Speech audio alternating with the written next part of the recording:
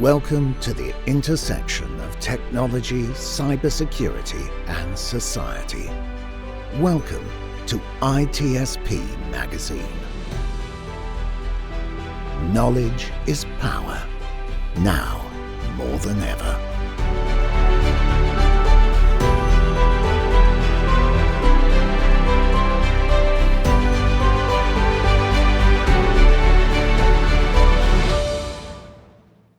Welcome to the Soulful CXO. I'm your host, Dr. Rebecca Wynn. We are pleased to have with us today Gary Berman. Gary is the CEO of Cyberman Security and refers to himself as the Forrest Gump of cybersecurity. His 30-year career focused on marketing communications and consumer research. He began his career as the founder and CEO of Market Segment Research, a leading firm specializing in the demystification of American marketing. Clients included AT&T, Best Buy, Ford, General Motors, P&G, and many other Fortune 500 firms. His research on multicultural marketing led him on an appointment to President Clinton's Commission on Race. He pivoted from victim to advocate to help others avoid the life-altering consequences of hacking. His educational vehicle is a superhero comic series animated platform, the Cyber Hero Adventures, Defenders of the Digital Universe. Additionally, he hosts the Cyber Hero Adventure Show, where he shines a light on true cybersecurity heroes who toil in anonymity to keep all of us safe online. Gary, it is great to see you again. Welcome to the show. Thank you so much. What a privilege to be here with you. Your background is fascinating. You have a long background in marketing, and then you went ahead and you decided to go ahead and make a complete career change to technology when you didn't have a big background in it. Can you walk us through that? Because there was a lot of struggles, but it's a very inspirational story. Yeah, thanks for that. And let me begin by saying thanks for who you are and what you do, and most importantly, why you do it. I didn't really make the decision. The decision was actually made for me because, as you mentioned, I was the CEO of a very successful marketing communications, research, and big data firm. Things were going great. This is about 20-something years ago now. And one day we were hacked. And I had no idea what was happening, but I could see the impacts of it. And so it turns out, like layers of an onion, over time, we learned quite a bit about what had transpired at that time. And so what we had learned is that it was led by a group of insiders, so commonly referred to as insider threats. And they were actually part of a criminal organization that I'm unable to identify in public.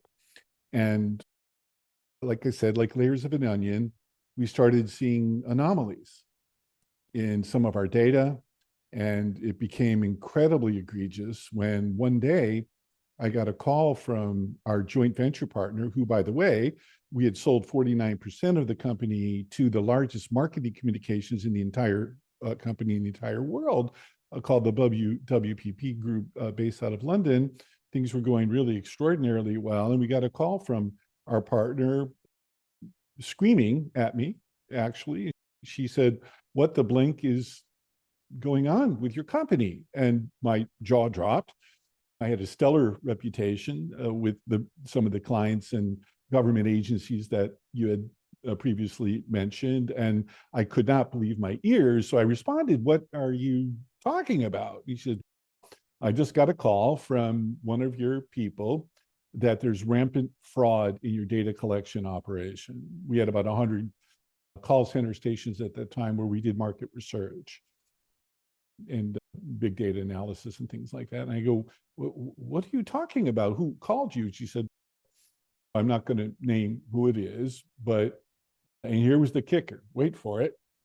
She said that we were under investigation by the FBI and that I should cease all communications with you. I almost fell off my chair. And so I responded rapidly. I said, "Okay, I'll call you by the end of the day with an update on what we understand to be the situation. So I hung up. I had to catch my breath, talk about Soulful CEO or CXO. I had that moment where I was searching for everything I had, and I was hoping that God was watching out for me because I had no idea what was happening. I was terrible at technology, as you mentioned. Plus, things like hacking were not part of the zeitgeist of the world at that time.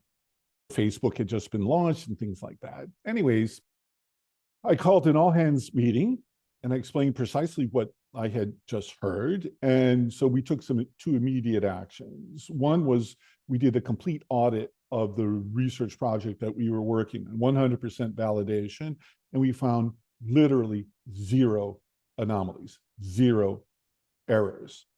And then the second thing is I, without even asking, refunded $185,000 to our client, which was a very big auto manufacturing company, without even asking, which was a lot of money for us. But my reputation and our company's reputation was everything.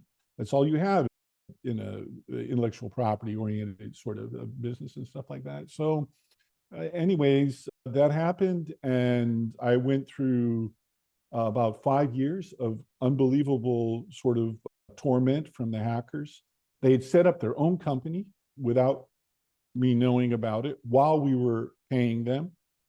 And they were stealing our client information. They were stealing our intellectual property. They redirected the phones that were supposed to come into our office to their exchange that they set up, representing that they were us. Another way of thinking about it, I have since learned, is it's like a massive identity theft, but it was also a corporate identity theft, which is unusual. And so I had to close the company, did the best we could with the resources that we had available at the time. And I lost everything. And I even had to lose my home.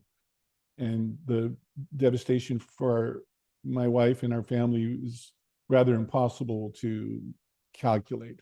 So I'll stop there and just say that's part one of why I subsequently decided to pivot into learning about this stuff, and then ultimately to try to help people avoid what happened to us.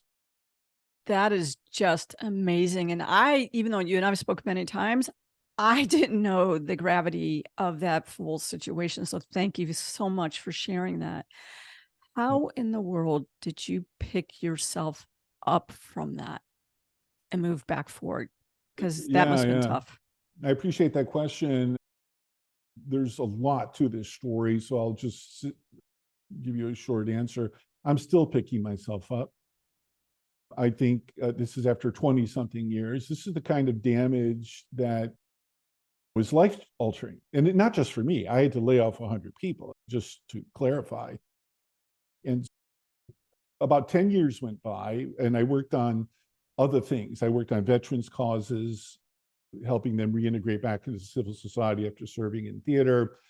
My wife and I started a children's education tutoring company for kids and things like that. So 10 years go by, and finally, literally just to put food on the table, because I ended up losing a lot. My wife and I made the decision that I would see if I could re-enter the marketing communications research ecosystem that I had left 10 years prior. And so I put out a few emails just to old people from 10 years earlier. I haven't talked to any of them. And I was incredibly humbled by the response. And so soon I was invited to be a keynote speaker at a marketing conference. And so I did, and it went great. I had this big stack of business cards. Gary, where have you been? Are you still doing these big reports? Or can we get a proposal from you? I couldn't believe it. I was so grateful. Came home, almost like tears of gratitude, woke up nice and early the following morning, ready to go. Phoenix rising from the ashes. And I go to LinkedIn, which is not something I'd ever really used. And I happened to notice that after 10 years of no communication with any of the alleged perpetrators, we knew who they were, which is different than proving it in the judicial system, which is another whole show. I'm a huge fan of law enforcement, but they are under-resourced, when they have to pick and choose what they can do. Anyways, after 10 years of no communications, I affectionately refer to these people as goofballs. And the reason I name them that way is it just takes the sting out of it a little bit.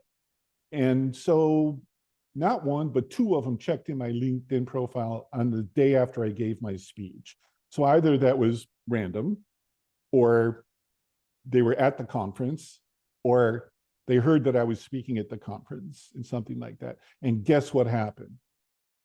Boom, the attack started again. We subsequently identified 19 attack vectors. And it wasn't just in the digital universe. It was also physical stalking and a very comprehensive series of, some people refer to what had happened as like being in a Truman Show.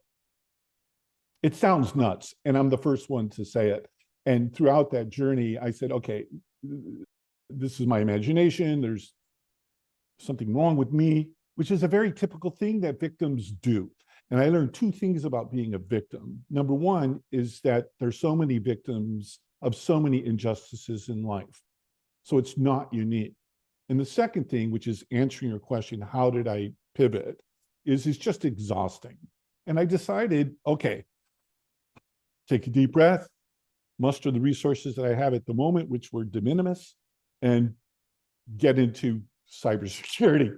So I bought a book called Cybersecurity for Dummies, thinking, okay, those yellow books like with the black stripes on them. And I said, I'll start there. I'm very self-aware. And this was at 57 years of age. So I don't know if you can teach an old dog new tricks, but I was barking. Page 1, page 2, by page 10, Rebecca, I was lost. So rather than quitting, I found the company that put it out, Palo Alto Networks. I got the CISO on the phone. And the only reason I got him is after 17 times calling, my name's Gary. I hear on the phone, oh, hey, John, how you doing? He picked up the wrong line. There's no way I was going to quit. So I got him and I explained to him what happened, that I was lost after 10 pages, and he busts out laughing. And I'm a funny guy, having lost everything, and better laugh than cry, or I suppose you could do both. And I said, may I ask why you're laughing so hard? And I'll never forget, he replied, it's not really for beginners. Then why do you call it cybersecurity for dummies? And that's when I realized there had to be a better way to distill complicated technology information into something people could get their heads around, at least a little bit.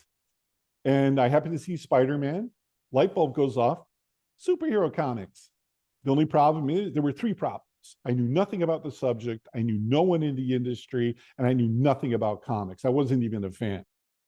But other than that, I thought I was perfect. My wife thought I was just crazy.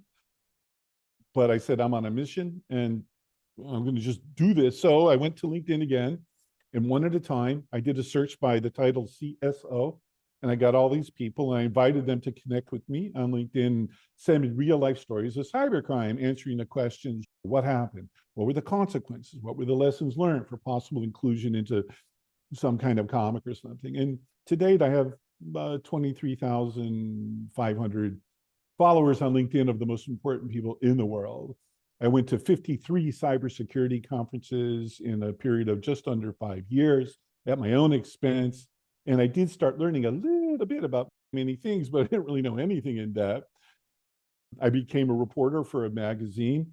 And so the whole sort of cybersecurity ecosystem turned towards me because I could write stories about their solutions or whatever it was. And conferences were and continue to be my beat. And then COVID hit. Oh, no more conferences. Bam, right down to the ground again. I said, okay, what do I do now? So I said, I'm going to do a show, and I'll use air quotes. What is that? And just started listening and learning from the smartest people in the world, such as yourself. And I've done over 300 interviews with these amazing people. And I'm incredibly grateful for this opportunity in my life at this stage.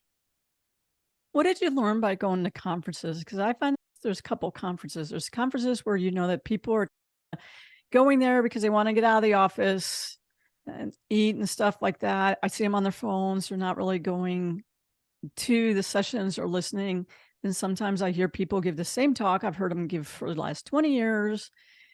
And then so you've a hodgepodge. I tell people if you're going to go to a conference, have an objective, the reason why you're going, lessons you want to learn, key people that you want to connect with. That's how I go to conferences.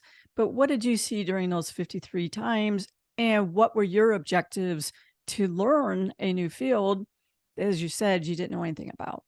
That's such a great question. I'll tell you what I'm doing next week. I'm going to the MSSP conference in Washington, D.C. And the process that I developed very early on was based precisely on your assessment. And so what I do is I look at who the speakers are. And because I'm a journalist, I'll use air quotes around that, I can set up interviews right after someone speaks. And so that's what I've always done. I always just went for the speakers, and I seldom went into the vendor booths, because for me, I don't really sell anything per se. I'm legitimately an advocate, and I've demonstrated now over 7 years to earn some trust in a zero trust industry.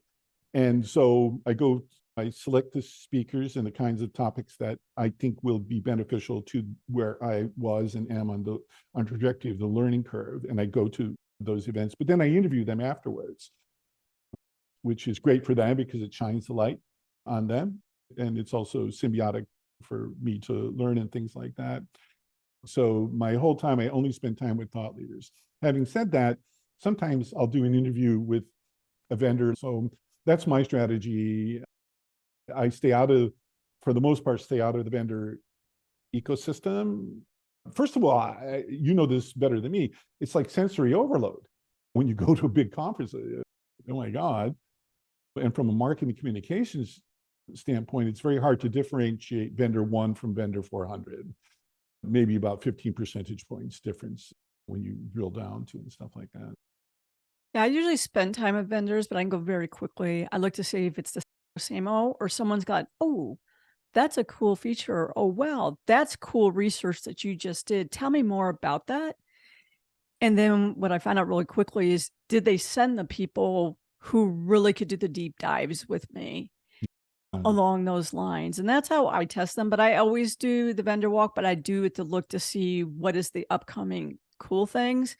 I will be honest, if it's super cool swag, I'll grab it, either for myself or I donate it to someone else. But I do go ahead and do the vendor quick walk. But I won't name the vendors, but there are some thought leading vendors out there. Of Those course, are the ones that definitely, yeah. and they'll pull to the side, like you said, they'll pull to the side. And you're like, hey, can you go ahead and can you explain to me more about that? And they'll go to the side and they'll do a deep dive with you. I think those are the great ones. Have a conversation with me, and then let's determine if we want follow-up conversations. I think there's a responsibility on both sides. It's the same, but slightly different. I have tremendous respect for everyone in this ecosystem, and there's a primary reason for it. They know a lot more about it than I ever will. So if I go through an event space or something like that, I don't even know what I'm looking at, plus or minus. So I can't ascertain the validity of someone's solution per se, but I can listen and learn to thought leaders who are already vetted by the conferences. They've already, through their own criteria, decided, okay, Susie or John are good speakers on these topics. So that's why I gravitate that way. And many of them are vendors, obviously. I understand the economic incentives for these kinds of relationships and things like that. And I do have a lot of respect for them. It's just not my beat. I think the important thing is if you're going to a conference, if you're going to a webinar, what is your purpose for going there? What is it that you want to achieve? I do that for staff. If they go, I just want to go to this conference, I'm like, what are the reasons for the conference? Right. What are the reasons why you need to go to the conference? What lectures or whatever do you want to go to? Because what I ask them to do is then I ask them to do a brown bag lunch to share with others. If it's just that I need to recharge, maybe that's still good for them to go, because being around your peers where you can see that people are in this battle, this war all the time together is a good way to recharge. But sometimes there's other ways to do it as well too. So I think having those clear objectives and what you want to obtain out of it is really important. Makes You sense. learned a lot of things about resiliency. As you ran a very successful company, you ran into a nightmare situation, picked yourself back up, had to go ahead and reach back out to people again, which is always tough, right? Because we have our ego, and the same thing is we don't know we're going to go ahead and be accepted by others. And That's then right. being able to go ahead and find a niche that you're doing really well in. What key lessons have you learned going through that cycle that you can share with someone else who might be somewhere in that cycle and they need that encouragement? Yeah, for sure. I really appreciate that insightful question. So, quick anecdote about what I learned was it's important to have psychological air to breathe. And there are different tools for your quiver to do that. And one of my most valuable tools was from a quote from Albert Einstein when a reporter said, "Mr. Einstein, on one hand, you have science and physics and mathematics and all that. And on the other hand, you have people who believe in some universality or God or something like that. How do you reconcile those two worldviews?" He was asked. And he said, after thinking about it, coincidence is God's way of remaining anonymous. And while I don't sit around in a yoga position hoping for things to happen, I do have my antenna up for moments, such as when you and I first met. I could tell there was a spark there, but that's not enough. People can tell it, like when the hair on your neck stands up or something. We have intuition, I guess you can call it, or many different words to describe it. It does require some kind of action or insight, which then requires some resources. It might be education, it might be time, it might be money, it might be friendships, it might be people, fill in the blank for any of you and your listeners. And then you have to have the courage to do it, to actually take at least a baby step in the direction that you see. So for me, my big moment in cybersecurity happened when I was invited to give a speech at the Gartner Security and Risk Management Conference in Washington 6 or 7 years ago now. And I've been a public speaker my whole life. That's my core competency. I'm really funny and I love making it about the audience. And so I'm really good at it. And I don't never get nervous except for this speech. And I was literally shaking. I could feel my heart pumping, the adrenaline going, fight or flight, like what to do. And the reason is that I was going to share, I'll use air quotes, evidence of what happened to me to a cybersecurity audience who could call BS, or maybe it's a misattribution or false positive, or you didn't upgrade or update or whatever. All the millions of reasons that I could be wrong. And I had to have the courage to do it. And so I did. I spoke for almost an hour. And guess what happened when I was done? You didn't get picked on. Hopefully that they appreciated what you had shared. Yes, I got a standing ovation. Nice. And then afterwards, like no exaggeration, 30 or 40 people were waiting in a line to talk to me. And they were asking me questions like, how did that Bluetooth happen? That attack happened? I said, how am I supposed to know? You're the one that's supposed to know this stuff. What are you asking me for? And it was like that. And it turns out I was an early sort of target of pretty sophisticated stuff that even to this day, people wouldn't believe. And I found a home. So that's my long-winded answer. Find a home with a community of people that are trying to do something good in the world, that fulfills you as a person, that gives you fuel and energy. And if you're as lucky as I am, try to have some fun doing it. Yeah, I think one of the biggest challenge always is getting over our own fear, uncertainty, and doubt, and then finding at least just a couple people who will support you no matter what. So I know you have a strong family. Did you have business partners who stayed with you, or was it just on this journey that you start finding more like-minded people like myself along the way? Yeah, it's a little bit of both. God bless my wife. If I were her, maybe I couldn't do it. because this stuff was just so all-encompassing and just not believable. People have trouble believing victims of all kinds of things for all kinds of reasons. But she did and does. And I'm happy to say that we just visited our new granddaughter, and now I have another advocate. And my two daughters have been amazing, for sure. But that's also an interesting thing too. I keep a firewall between this stuff and them. I do, because it can be incredibly scary. Fear, uncertainty, doubt. These are real things.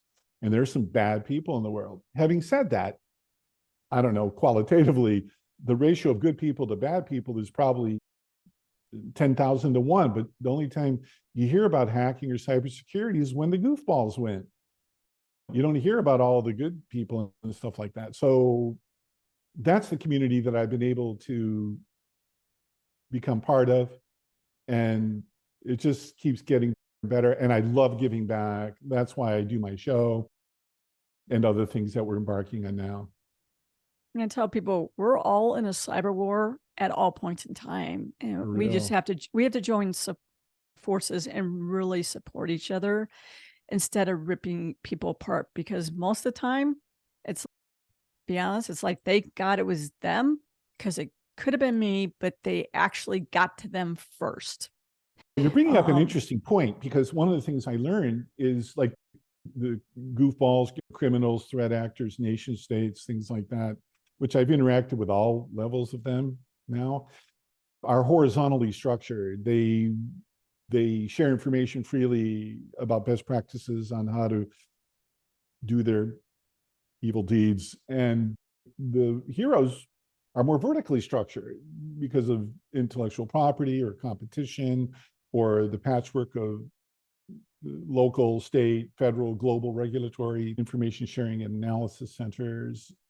Because I thought, okay, their intention is to work together.